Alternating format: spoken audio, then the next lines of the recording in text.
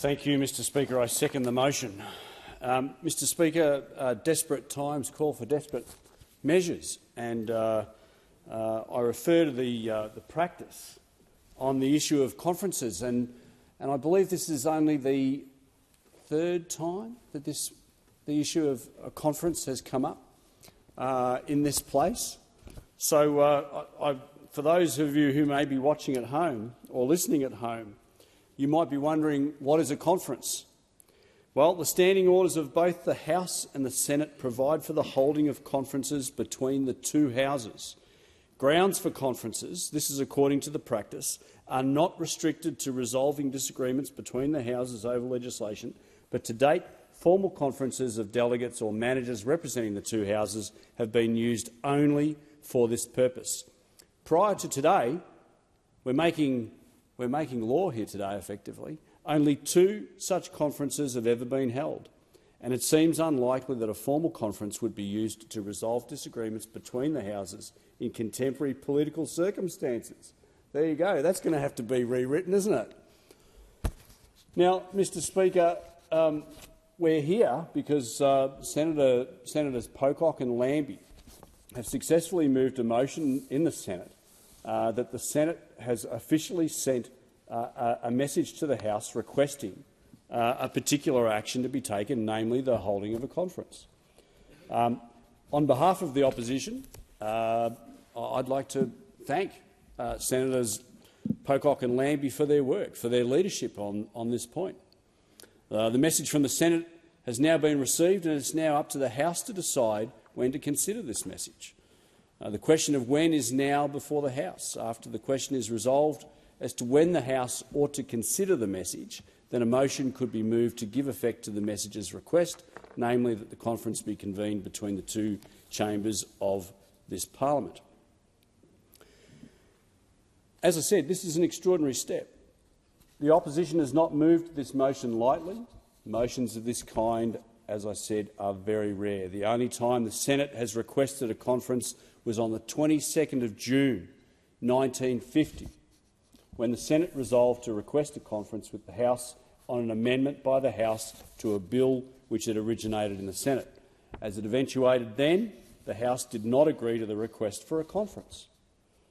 Not sure if the Leader of the House was in the House back then, back in 1950. Similar tactics. But in the life of the House, there are few times that the House itself has requested a conference with the Senate, and fewer times still that one has been agreed. Now, according to practice, the last time there was a conference or joint sitting of this kind, there's some vagueness about this, was in 2001. At that time, parliamentarians met to mark the centenary of the first meetings of the Houses of the Commonwealth Parliament in 1901. So, Speaker, these conferences and the motions which give effect to them are rare occurrences, and they should be treated carefully. As is evident by the motion, negotiations between the government and other members and senators have broken down on the legislation noted in the Senate's message. Indeed, broken down to such an extent that the Senate has felt compelled to make this extraordinary request of the House. This is regrettable. Indeed, at every step along the way, the Leader of the House has tried to block scrutiny of his own industrial relations legislation. Members would recall that the opposition initially moved some months ago to subject this bill to an advisory report. The government voted this motion down because they were afraid of what dirty deals would be uncovered in their omnibus Fair Work amendment. I'll take the caution from the Leader of the House. The pattern of behaviour by the Leader of the House in trampling on the proper procedures and processes of this place have now extended to the conduct of the Fair Work Amendment's consideration in detail stage. Last week, the Leader of the House moved a suspension of standing orders, crunching down time for debate, such that the opposition would only have 20 minutes to debate government detailed amendments. Now, this is a Leader of the House who I recall who would come in here when he was the Manager of Opposition Business and complain bitterly about the former government guillotining debate. This is a Leader of the House who, when he was the manager of opposition business, who constantly complained about that and that he wouldn't be doing that when he was in government. But lo and behold, here we are. These amendments will come on for debate later this afternoon, as I'm instructed, or as I'm told, which only highlights the urgent need for a conference and for this motion to pass. It is the height of hypocrisy from the Leader of the House, who made grand statements before the election wanting to fix how this chamber would operate, and then, once in power, do the very opposite. If I can remind the House about the Leader of the House's what he said to the National Press Club earlier this year on the 1st of February, and I quote, "The consultative approach that we have applied to the parliament itself and to the way we have governed is of itself not just a difference in the way government functions."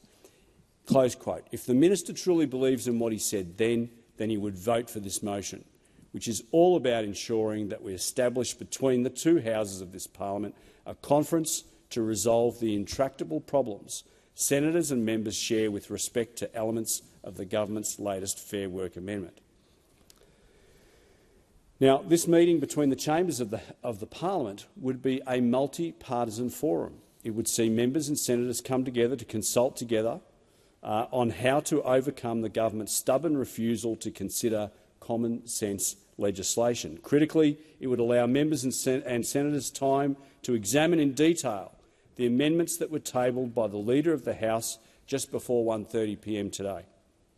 We could see, for example, how these amendments align with those noted in the Senate's message, but these government amendments, I remind the House, are subject to a guillotine motion. Mr Speaker, the fact that a conference hasn't happened in decades reflects how poorly the government has managed the legislative process around its own industrial relations agenda. It is indeed a rare event when any members move such a motion to enable a conference, but the actions of the Leader of the House has forced the hand of the Senate and indeed has forced the hand of the opposition. To this I urge all members to support our colleagues in the Senate, particularly Senators Lambie and Pocock, and support this motion. Now, I'd like to remind members in this place that in September the government introduced a new omnibus workplace relations bill to Parliament. I note the omnibus bill is presently the subject of a Senate inquiry that will report on the 1st of February 2024. Across the economy, stakeholders have justifiably condemned most of the provisions in this Fair Work amendment. A more sensible option originating in the Senate was presented to the government. The 4 areas from the original omnibus bill which have been split out by the crossbench should never have been part of the original bill. I note the House previously dealt with this proposition. The bills mentioned in the Senate's message to the House seek uncontroversial changes that should be implemented as quickly as possible. Major business groups, including the BCA, Jacqui, AIG and COSBOA, all support these parts of the omnibus bill and support them being split out and dealt with immediately. They've been very public in this regard.